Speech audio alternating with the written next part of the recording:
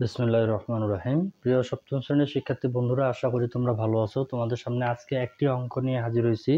পর্ব হচ্ছে 37-34 নাম্বার অঙ্ক। অঙ্কটা একটু বড় হবে, কারণ যেহেতু তিনটা রাশি দেওয়া আছে, অবশ্যই তিনটা রাশি একটু বড় বড়।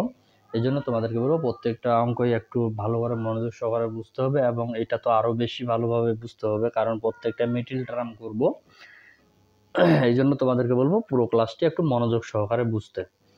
34 নাম্বার অঙ্কে প্রথমে কি আছে, a square minus 7a plus 12 comma a square plus a minus 20 comma a square plus 2a minus 15। অর্থাৎ এখানে যদি খেয়াল করো, এখানে একটা রাশি, এখানে একটা রাশি, এখানে একটা রাশি, তাহলে টোটাল রাশি কয়টা হচ্ছে?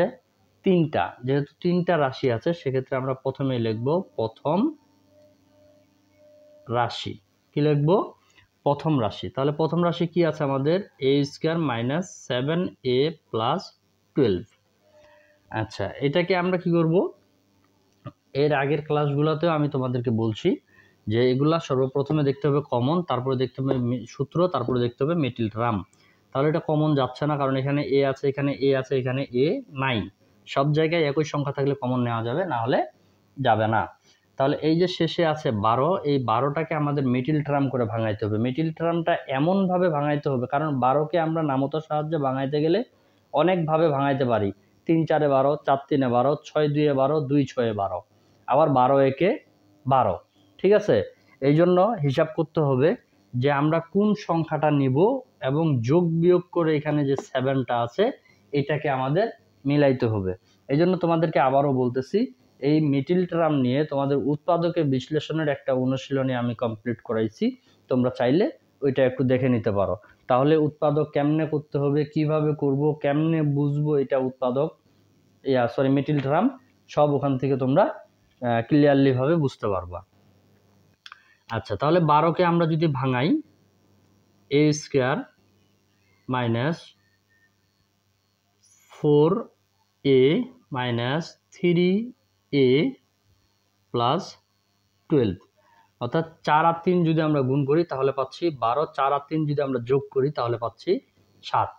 এখন যে কাজটা করব, দুইটা দুইটা করে কমন নিব। তাহলে a এখানে কমন নিলে a মাইনাস 4, মাইনাস এখানে যদি 3 কমন নেই a মাইনাস 4। কেমনে হচ্ছে আবারও বলতেছি, a এখানে কয়টা আছে?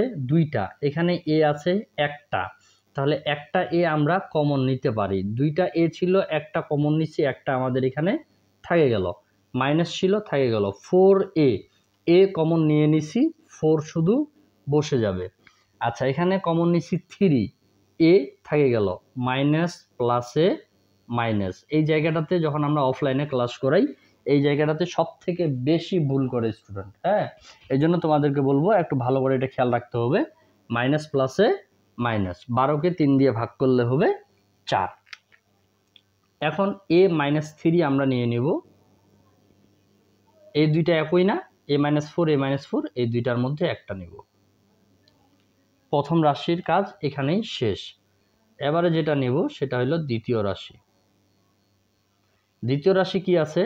a square plus a minus 20। এখানেও তাই, a square plus 5a minus 4a minus 20। 5 আর 4 যদি আমরা গুণ করি তাহলে পাচ্ছি 20, 5 থেকে 4 বাদ দিলে পাচ্ছি 1। তাহলে এটার মতোই দুইটা দুইটা করে কমন নিব।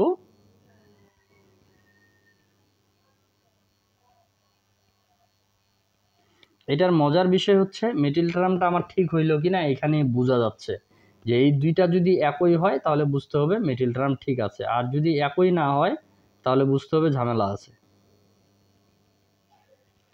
আচ্ছা, প্রথম রাশি গেল, দ্বিতীয় রাশি গেল, এবার আসি তৃতীয় রাশি। a square plus 2a minus 15, a square plus 5a minus 3a minus 15। 5 আর 3 গুণ করলে 15, 5 থেকে 3 বাদ দিলে 2, a প্লাস 5a প্লাস 5। আশা করি এই ধরনের অঙ্ক আর তোমাদের কোনো সমস্যা হওয়ার কথা না। তারপরেও যদি কোনো সমস্যা থাকে অবশ্যই তোমরা আমার কমেন্টে জানাবা, আমি চেষ্টা করব আরও ভালো করে বুঝিয়ে দেওয়ার।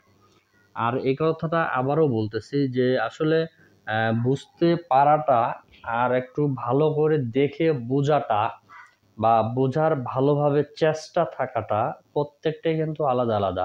আমি বুঝিনি শেষ, একবার ভালো করে দেখলাম আমি মোটামুটি বুঝতে পারতেছি, আরেকবার যখন দেখব না আমি ভালোভাবে বুঝতে পারতেছি। কারণ এই কথাটা কেন বললাম, কারণ তোমরা আজকে কমেন্ট করলা আমি এই অঙ্কটা এখানে বুঝতে পারিনি, লিখে দিলা।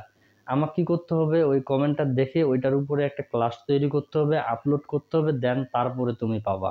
লং প্রসেস, এর মাঝখানে ওটা তুমি ভুলেই যাবা। ওই জন্য তোমাদেরকে বলবো অবশ্যই ক্লাসটা আগে ভালো করে দেখার চেষ্টা করো, এখানে যদি জড়তাটা কাটাই নিতে পারো দেন ক্লিয়ার হয়ে যাবে। আচ্ছা, যেহেতু এখানে আমাদের এগুলো লসাগুর অঙ্ক, অতএব নির্ণয় লসাগু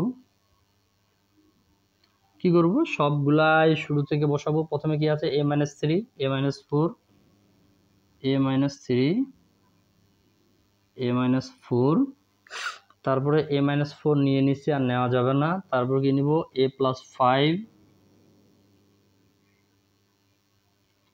আচ্ছা a-3 নিয়ে নিচ্ছি আর নিব না, a+5 নিয়ে নিচ্ছি আর নিব না।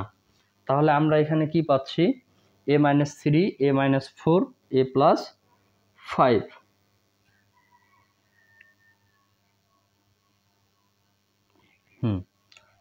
এইটাই আসলো। এটা চাইলে আরো গুণ করে অনেক কাজ করা যাবে, দ্যাটস ইট, দরকার নাই।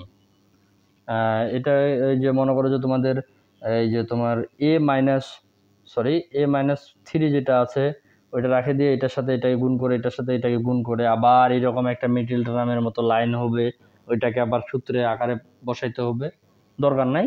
তোমরা এখান থেকে শেষ করে দিবা, কোনো সমস্যা হবে না ইনশাল্লাহ।